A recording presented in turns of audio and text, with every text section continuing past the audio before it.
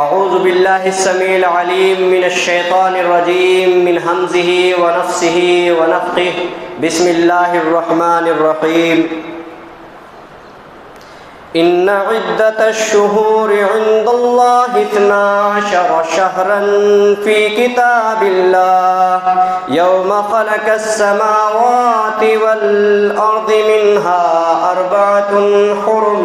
ذلك الدین القیم فلا تظلموا أنفسكم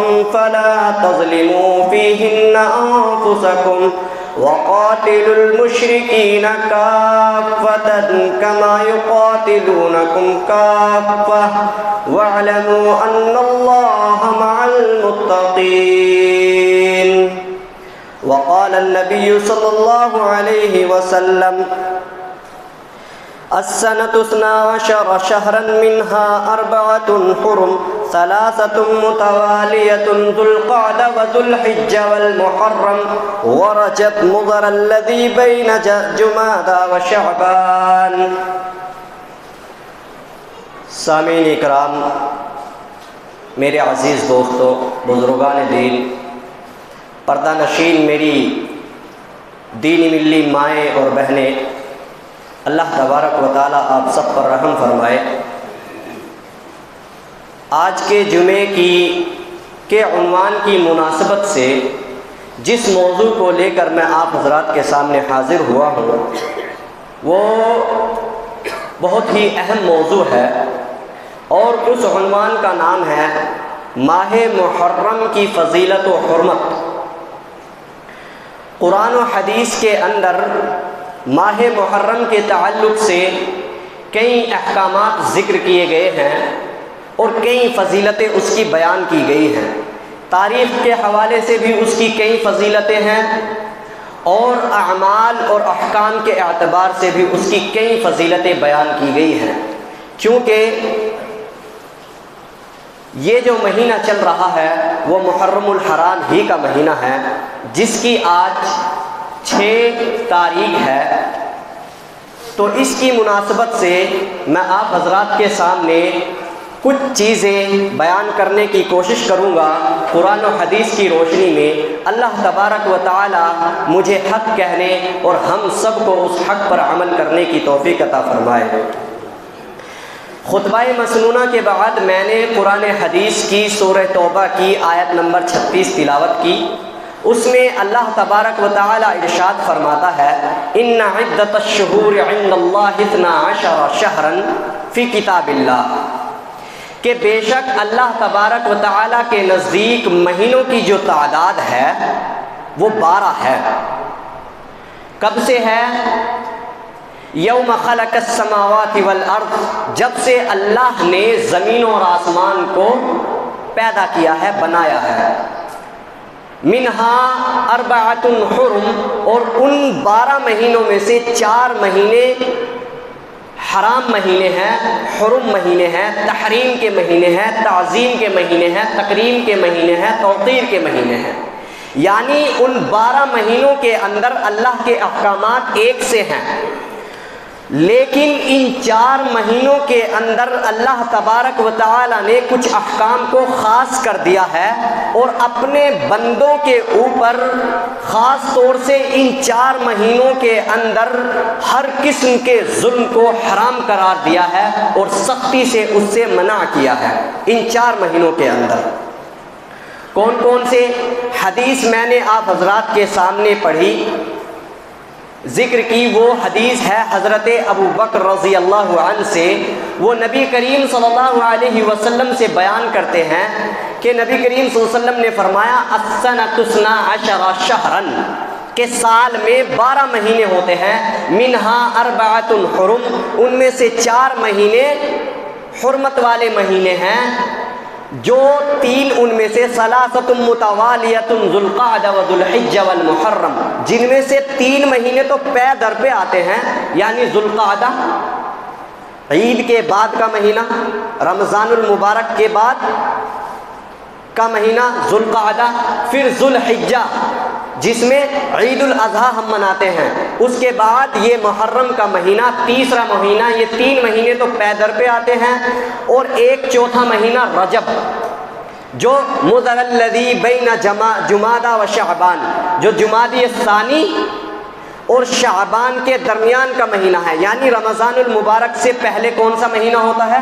شعبان کا مہینہ ہوتا ہے، اس سے پہلے جو مہینہ ہوتا ہے وہ رجب کا مہینہ ہوتا ہے۔ یہ 4 مہینے کل ملا کے تحریم کے مہینے ہیں، حرمت کے مہینے ہیں۔ دیکھیں بات کو آپ سمجھیں، اس دنیا کے اندر کچھ سمے پہلے، یعنی 300+ ایئرز پہلے، مہینوں کی تعداد 10 ہوا کرتی تھی، مہینوں کی تعداد 10 ہوا کرتی تھی۔ یہ تو بعد کی ایجاد ہے، یہ تو بعد کا سائنس ہے کہ ہمیں پتہ چلا کہ مہینوں کی تعداد ایگزیکٹلی 12 ہوتی ہے۔ تو اللہ تبارک و تعالی نے کہا کہ ہمارے نزدیک تو یہ تعداد تب سے ہے جب سے ہم نے زمین اور آسمان کو پیدا کیا ہے۔ دن کے اندر، سال کے اندر 365 دن ہوتے ہیں، لیکن اس سے پہلے یہ دنوں کی تعداد بھی کم تھی۔ اب ہمیں پتہ چلا کہ 365 ہی لازم نہیں ہے، بلکہ ہر 4 سال میں 1 سال ایسا بھی آتا ہے جس میں 365 کی جگہ 366 دن ہوتے ہیں۔ جیسا کہ ایک سال 2020 میں گزر چکا، اس میں فروری کا مہینہ 29 تاریخ کا تھا۔ آپ اور ہم کو معلوم ہے فروری کا مہینہ 28 ڈیز کا ہوتا ہے، لیکن ہر 4 سال میں 1 سال ایسا آتا ہے جس میں دنوں کی تعداد 365 کی جگہ 366 ہو جاتی ہے۔ تو اللہ تبارک و تعالی نے یہ ہمیں بتایا کہ آپ کو بعد میں معلوم ہوا ہے یہ تعداد اللہ کے یہاں فی کتاب اللہ، اللہ کے یہاں جو کتاب ہے لوح محفوظ کے اندر، اس میں مہینوں کی تعداد 12 ہے، اس دن سے جب سے ہم نے زمین اور آسمان کو پیدا کیا ہے۔ اب ہمیں بیان یہ کرنا ہے کہ حرم کے مہینے کون سے ہیں، اور خاص طور سے ان حرم کے مہینے میں سے اس محرم الحرام کی فضیلت کو بیان کرنا ہے اور اس کی تحریم کو بیان کرنا ہے۔ اسی آیت کے اندر اللہ تبارک و تعالی اس آیت کے حکم اور اس کے سبب اور اس کے شان نزول اور اس کے حکم کو بیان کرتا ہے۔ منہا اربعۃ حرم، ان میں سے 4 مہینے حرمت والے مہینے ہیں، فلا تظلموا فیہن، حکم یہ ہے کہ ان مہینوں کے اندر تم ظلم نہ کرنا۔ ہمیں جان لینا چاہیے ظلم اتنا شدید سخت گناہ ہے کہ اس کی سزا اللہ تبارک و تعالی آخرت میں تو دے گا ہی، لیکن دنیا میں بھی ایک حد ہوتی ہے ظالم کی، اور اس ظلم کی جب اس کی حد ختم ہو جاتی ہے تو اللہ تبارک و تعالی بڑی بڑی سلطنتوں کو، بڑے بڑے حکمرانوں کو اور بڑے بڑے ظالم و جابروں کو اور ان متکبروں کو جب پکڑتا ہے، ان بطش ربک لشدید، جب پکڑتا ہے تو اللہ کی پکڑ اور اس کی سخت اور اس کی دردناکی اتنی خطرناک ہوتی ہے۔ وہ شخص کائنات کا وہ سب سے بڑا ظالم جو کہتا تھا انا ربکم الاعلی، اور جب اس کے ظلم کی انتہا ہو گئی، بنی اسرائیل کے بچوں کو وہ قتل کر دیا کرتا تھا۔ فرعون انا ربکم الاعلی کہتا تھا کہ میں سب سے بڑا رب ہوں۔ جب اس کے ظلم کی انتہا ہوئی، وہ ظلم کیا کرتا تھا؟ وہ بندوں پر ظلم کرتا تھا۔ وہ بنی اسرائیل کے بچوں کو، مردوں کو، بچوں کو قتل کرا دیا کرتا تھا، اور ان کی جو عورتیں ہوتی تھی ان کو اپنی تحویل میں غلام بنا دیا کرتا تھا اور ان کو لونڈی اور باندی بنا دیا کرتا تھا۔ یہ ظلم وہ کرتا تھا، لیکن جب اس کے ظلم کی انتہا ہوئی، ان بطش ربک لشدید، تو آیا تو مہلت ختم ہوئی، تو توبہ کی توفیق بھی اللہ نے چھین لی اور توبہ بھی اس کی قبول نہیں کی گئی۔ اس نے کہا تھا جب اس کی مہلت ختم ہو چکی، تب اس نے کہا تھا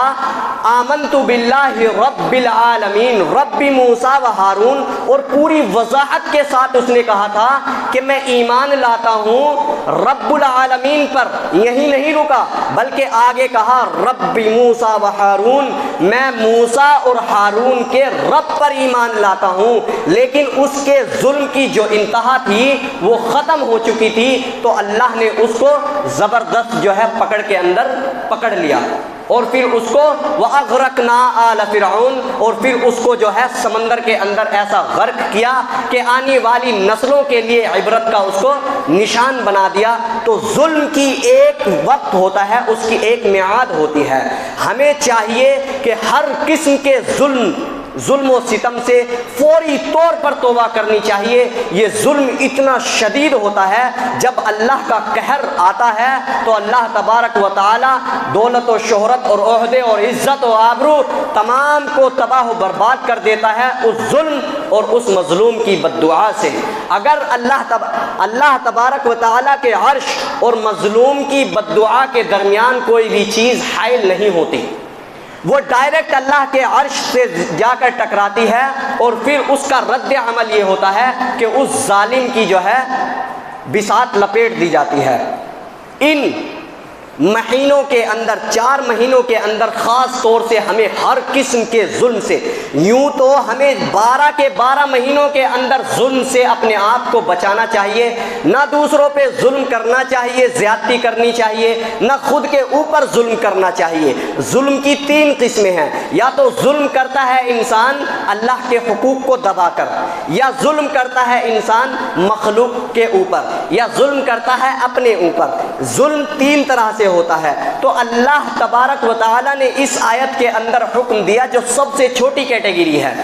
فَلَا تَظْلِمُوا أَنفُسَكُمْ، تم خود کے اوپر بھی ظلم نہ کرو۔ ہم کس طرح ظلم کرتے ہیں اپنے اوپر؟ اللہ کے احکامات کو چھوڑ کر۔ خاص طور سے ان 4 مہینوں کے اندر ہمیں اللہ کے احکامات پر پوری طریقے سے اور پوری استقامت کے ساتھ عمل درآمد ہونا چاہیے۔ یہ ظلم ہے۔ ہم دوسرے ظلم کس طرح کرتے ہیں اپنے اوپر؟ اللہ کے احکامات کو چھوڑ کے اللہ کے موانع، جو اللہ نے جن کاموں کو کرنے سے منع کیا ہے ان کو کر کے ہم اپنے اوپر ظلم کرتے ہیں، وہ بھی ہمیں نہیں کرنے چاہیے۔ چھوٹی چھوٹی چیزیں، ہم کسی کو گالی دے دیتے ہیں، ہم کسی کو برا بھلا کہہ دیتے ہیں، کسی کا دل دکھا دیتے ہیں، یا کسی کی جو ہے مال کو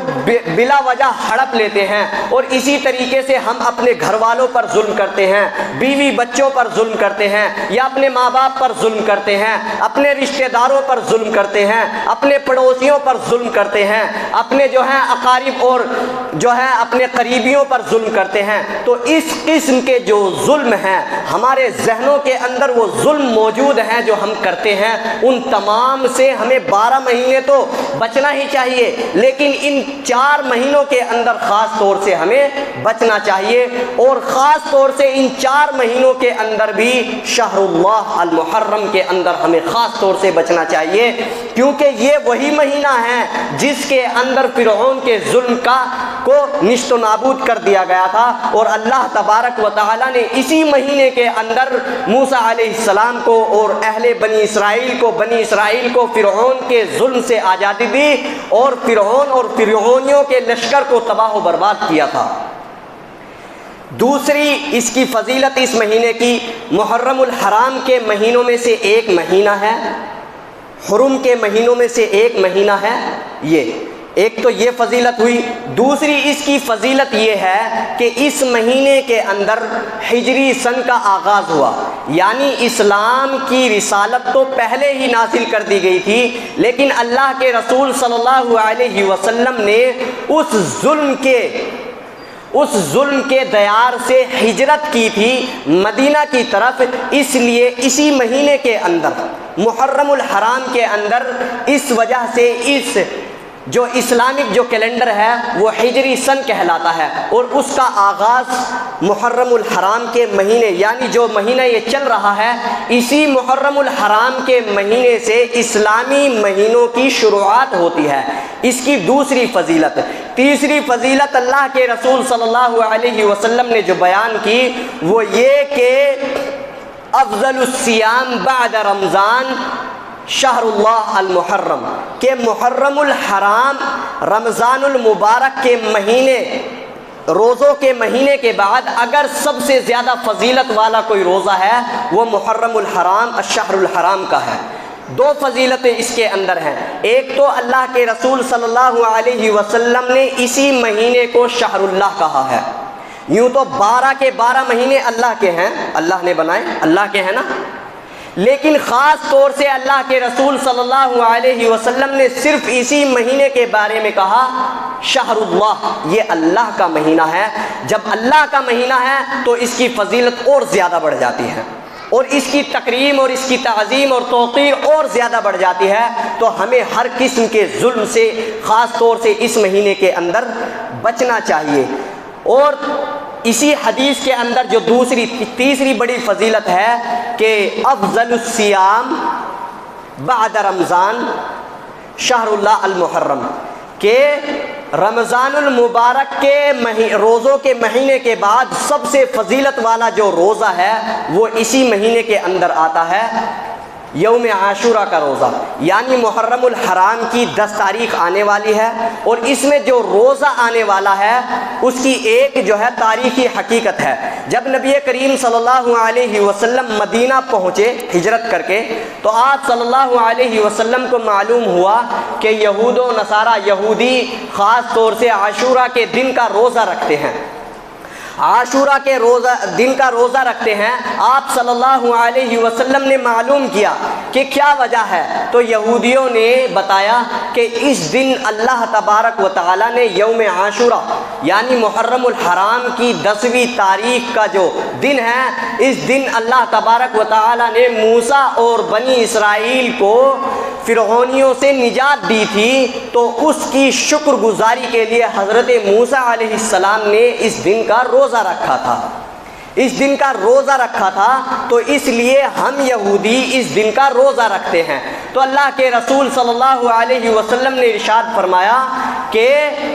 میں زیادہ حقدار ہوں موسیٰ کا، تم سے زیادہ حقدار میں ہوں۔ تو اللہ کے رسول صلی اللہ علیہ وسلم نے صام یوم عاشورہ وامر الصیام، اللہ کے رسول صلی اللہ علیہ وسلم نے اس دن کا روزہ رکھا اور اس دن کا روزہ رکھنے کا حکم دیا، اور کہا کہ تم یہودیوں کی مخالفت کرتے ہوئے یا تو تاسع کہ 10ویں جو تاریخ ہوتی ہے اس سے ایک دن پہلے روزہ رکھو، یا 11ویں تاریخ کا روزہ رکھو تاکہ یہودیوں کی مخالفت کر سکو، کیونکہ یہودیوں کی مخالفت کرنا لازمی ہے۔ تو اس کی فضیلت اس لیے بھی بڑھ جاتی ہے کہ اللہ کے رسول صلی اللہ علیہ وسلم نے یوم عاشورہ کا روزہ اتنا اہم کہا، اور اللہ کے رسول صلی اللہ علیہ وسلم کی حدیث ہے احتسب ان یکفر سنہ قبلہ، کہ اللہ کے رسول صلی اللہ علیہ وسلم فرماتے ہیں کہ جو شخص اس مہینے کا روزہ رکھتا ہے، اس مہینے کے یوم عاشورہ کا روزہ رکھتا ہے، مجھے یقین ہے کہ اللہ تبارک و تعالیٰ اس کے پچھلے ایک سال کے گناہوں کو معاف کر دے گا۔ تو اس کی بڑی فضیلت یہ بھی ہے، اس کی حرمت کیا ہے، اس مہینے کے اندر جو تحریم ہے، جو تعظیم ہے، وہ بہت عظیم ہے، اس وجہ سے کہ اس مہینے کے اندر ہی حضرت حسین رضی اللہ عنہ کو شہادت نصیب ہوئی، اور یہ بڑی فضیلت کی بات ہے، ان کے لیے یہ بڑی فضیلت کی بات ہے، اور یہ ایمان کا چوٹی کا جز ہے کہ اللہ تبارک و تعالیٰ نے اس مہینے کے اندر ہی ان کو شہادت عطا کی تھی۔ اللہ کے رسول صلی اللہ علیہ وسلم کی حدیث ہے، اہل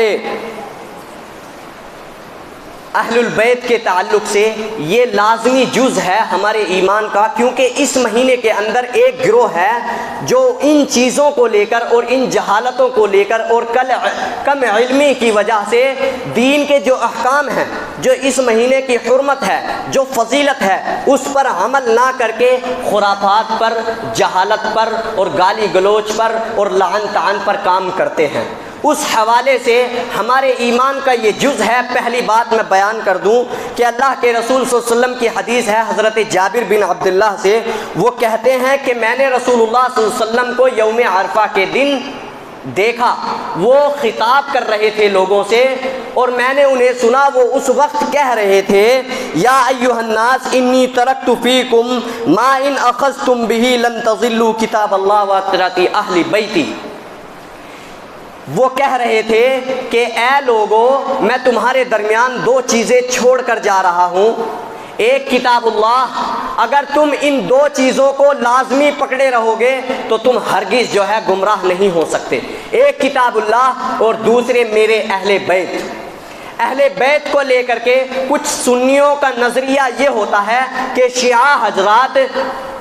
جو ہے ان کی حضرت حسن یا حضرت علی یا حضرت حسین کی تقریب میں بہت زیادہ غلو کر جاتے ہیں اور بدعات کو انجام دیتے ہیں، جیسے کہ نوحہ کشی، اپنے کپڑوں کو پھاڑنا، اپنے اوپر ظلم کرنا، تلواریں مارنا، خون خرابہ کرنا، محلوں اور جو ہے معاشروں کے اندر جو ہے وہ خون کے ننگے ناچ کرنا، وہ بدعاتوں کو انجام دیتے ہیں۔ تو کچھ سنی حضرات ان کی مخالفت کرتے ہوئے اہل بیت کی محبت کو کم کرنے کی کوشش کرتے ہیں، لیکن یہ ہمارے ایمان کا عین جز ہے۔ اللہ کے رسول صلی اللہ علیہ وسلم نے فرمایا کہ تم ہرگز گمراہ نہیں ہوگے اگر تم ان دو چیزوں کو لازمی پکڑے رہو گے، کتاب اللہ، اللہ کی کتاب، اور دوسرے اہل بیت۔ اہل بیت کون ہیں؟ نبی کریم صلی اللہ علیہ وسلم کی بیویاں امہات المؤمنین اور حضرت علی، نبی کریم صلی اللہ علیہ وسلم کا جس سے خونی رشتہ تھا، یعنی حضرت عباس، حضرت ابن عباس، حضرت علی، حضرت حسین، حضرت حسن، یہ اہل بیت ہیں، اور ان سے محبت کرنا یہ ہمارے ایمان کا عین جز ہے۔ کوئی غلاظت پھیلاتا ہے اس کی وجہ سے ہمارے ایمان کے اندر کمی نہیں آنی چاہیے، کیونکہ یہ لازمی چیز ہے، وہ جو کر رہا ہے اس کی سزا اس کو ملے گی، لیکن ہماری محبت کی وجہ نبی کریم صلی اللہ علیہ وسلم کی یہ حدیث، جس طرح ہم قرآن حکیم سے محبت کرتے ہیں، اس کو عزیز گردانتے ہیں، اسی طرح ہم اہل بیت سے بھی محبت رکھتے ہیں اور ان کو بھی اپنے دلوں میں ایسی جگہ دیتے ہیں کہ ہمارے ماں باپ، ہماری اولاد، ہماری مال و متاع، سب کچھ ان پر قربان ہے، ہم ایسی ان سے محبت رکھتے ہیں۔ اب ان چیزوں کے تعلق سے جو اس مہینے کے اندر خرافات پھیلائی جاتی ہیں، مختصراً میں بتانا چاہوں گا، اس کے تعلق سے جو اس مہینے کے اندر خرافات پھیلائی جاتی ہیں وہ ہیں نوحہ کشی کرنا، اپنے آپ کو زخمی کرنا، لتاڑے مارنا، اپنے کپڑوں کو پھاڑنا۔ اس تعلق سے نبی کریم صلی اللہ علیہ وسلم کی ہمارے لیے کیا ہدایت ہے؟ وہ کرتے ہیں، لیکن اس سے پہلے رسول اللہ صلی اللہ علیہ وسلم نے ہمیں ان چیزوں سے منع کر دیا ہے، تو ہمیں ہرگز ان چیزوں میں شامل نہیں ہونا ہے، نہ ان کو جو ہے اچھا سمجھنا ہے، نہ دین کا جو ہے جز سمجھنا ہے، بلکہ وہ سراسر خرافات ہے، بدعتیں ہیں، ظلم ہے، زیادتی ہے۔ اور خاص طور سے اس محرم الحرام کے مہینے میں، جس میں اللہ تبارک و تعالیٰ نے ہر قسم کے ظلم سے، نہ مخلوق کے اوپر، نہ اللہ کے احکامات کے اوپر، نہ اللہ کے دین کے اوپر، اور یہاں تک کہ اپنے اوپر بھی ظلم نہیں کرنا ہے، تو روڈوں کے اوپر اور جو ہے گلیوں کے اوپر اپنے آپ کو خون سے نہلانا اور اپنے اوپر ظلم کرنا، یہ دین کہاں سے ہوگا؟ اللہ کے رسول صلی اللہ علیہ وسلم کی وہ حدیث، لیس منا من لطم الخدود وشق الجیوب ودعا بدعوی الجاہلیہ، اللہ کے رسول صلی اللہ علیہ وسلم فرماتے ہیں وہ ہم میں سے ہرگز نہیں ہے جو اپنے اوپر جو ہے اپنے آپ کو پیٹتا ہے، مارتا ہے، اپنے آپ کو پیٹتا ہے اور مارتا ہے، اور اپنے کپڑوں کو پھاڑ لیتا ہے، اور ایسے کلمات پکارتا ہے جو زمانہ جاہلیت میں لوگ پکارا کرتے تھے۔ یعنی ان کو، کچھ لوگوں کو جو ہے اس جرم کی جو ہے لعن طعن کرتے ہیں جو جرم انہوں نے کیا نہیں۔ السابقون الاولون کے بارے میں بھی برا بھلا کہا جاتا ہے، جس کے بارے میں اللہ تبارک و تعالیٰ فرماتے ہیں السابقون السابقون اولئک المقربون، کہ جو پہل ایمان لانے والے ہیں وہ اللہ کے بڑے قریبی ہیں، اور جو ان کے بارے میں لعن طعن کرے اور ان کے بارے میں جو ہے غلط بیانی کرے، اللہ کے رسول صلی اللہ علیہ وسلم نے اس سے بھی سختی سے منع کیا ہے، کیونکہ اس مہینے کے اندر یہ تمام کام انجام دیے جاتے ہیں۔ اللہ کے رسول صلی اللہ علیہ وسلم فرماتے ہیں، حضرت ابو ہریرہ سے روایت ہے، بخاری کی روایت ہے، لا تسبوا اصحابی لا تسبوا اصحابی، کہ میرے صحابہ اکرام کو گالی نہ دو، میرے صحابہ اکرام کو برا بھلا نہ کہو۔ فوالذی نفسی بیدہ، اس ذات کی قسم جس کے ہاتھ میں میری جان ہے، اس ذات کی قسم جس کے ہاتھ میں میری جان ہے، لو ان احدکم انفق مثل احد ذهبا، اور اگر تم میں سے کوئی شخص احد پہاڑ کے سونے کے برابر بھی خرچ کرے تو میرے ایک صحابی کے ایک مد کہتے ہیں ایک لپو، یہ ہوتا ہے نا مد، ایک لپو کے خرچ کرنے کے ثواب کے برابر بھی نہیں پہنچ سکتا۔ تو تم اس لیے میرے صحابہ اکرام کو گالیاں نہ دو، ان کو لعن طعن نہ کرو۔ اور دوسری روایت حضرت ابو ہریرہ ہی سے ہے کہ ولا نصیفہ، یہاں تک کہ آدھی مد کے برابر بھی، ایک مٹھی گیہوں یا ایک مٹھی کوئی چیز خرچ کرے صحابہ اکرام، اللہ کا کوئی صحابی، اور ہم سونے کے پہاڑ کے برابر کوئی مال و متاع خرچ کریں تو بھی ہم اس ایک مد یا ہاتھ آدھی مد کو نہیں پہنچ سکتے۔ اتنا عظیم مقام ہے جو اللہ کے رسول صلی اللہ علیہ وسلم نے فرمایا۔ اور دوسری ایک حدیث ہے حضرت ابو سعید الخدری رضی اللہ عنہ سے، صحیح بخاری کی روایت ہے، فمن یسبہم فعلیہ لعنت اللہ، کہ جو شخص اس کے باوجود بھی، یہ عین دین ہے، ذالک الدین القیم، اللہ تبارک و تعالیٰ نے کہا یہ عین دین ہے، اور ان تمام احکامات اور ان تمام دلائل کی روشنی میں اور پتہ ہونے کے باوجود بھی پھر بھی ان کو برا بھلا کہے، ان پر لعن طعن کرے، فعلیہ لعنت اللہ، تو اسی پر اللہ کی لعنت ہو اور اسی پر جو ہے اللہ کی تباہی اور اللہ کے جو ہے غضب نازل ہو۔ فعلیہ لعنت اللہ کا اللہ کے رسول صلی اللہ علیہ وسلم نے ارشاد فرمایا۔ تو ہمیں تین چیزیں، پہلی اس مہینے کی حرمت کو باقی رکھتے ہوئے، اس مہینے کی فضیلت کو جانتے ہوئے ان تمام احکامات پر اسی طرح عمل کرنا ہے جس طرح نبی کریم صلی اللہ علیہ وسلم نے کیا ہے۔ دوسرے، اس مہینے کی بدعات و خرافات سے اپنے آپ کو انا بری من ھذا الشرک و من ھذا البدعہ، کہ میں اس شرک سے اور اس ظلم سے اور اس زیادتی سے اور اس بدعت سے میں جو ہے بری ہوں۔ اس چیز کا اعلان کرنا زبانی طور پر بھی، ایمانی طور پر بھی، اور ان تمام غلاظتوں کو برا جاننا اور ظلم جاننا اور کفر جاننا اور ان کو جو ہے دین کا حصہ نہ ماننا، یہ بھی ہمارا جز ہے۔ کیونکہ اللہ کے رسول صلی اللہ علیہ وسلم کی وہ حدیث ہمارے ذہنوں میں ہونی چاہیے کہ جو شخص تم میں سے کسی برائی کو دیکھے، یہ برائی ہے نا، صحابہ اکرام کے ساتھ کوئی گالی گلوچ کرتا ہے، لعن طعن کرتا ہے، برائی ہے نا، تو اگر ایسی کوئی برائی کو دیکھتا ہے تو اسے چاہیے کہ اس کو وہ اپنے ہاتھ سے روک دے، اور اگر اس کی طاقت نہیں رکھتا تو اسے چاہیے کہ اپنی زبان سے اس کو روکے، یعنی وہ بات کہہ دے جو حق کہنے کی ہے، اس بات کو وہاں تک پہنچا دے، اور اگر اس کی بھی طاقت نہیں رکھتا تو اپنے دل کے اندر اس برائی کو برائی جانے۔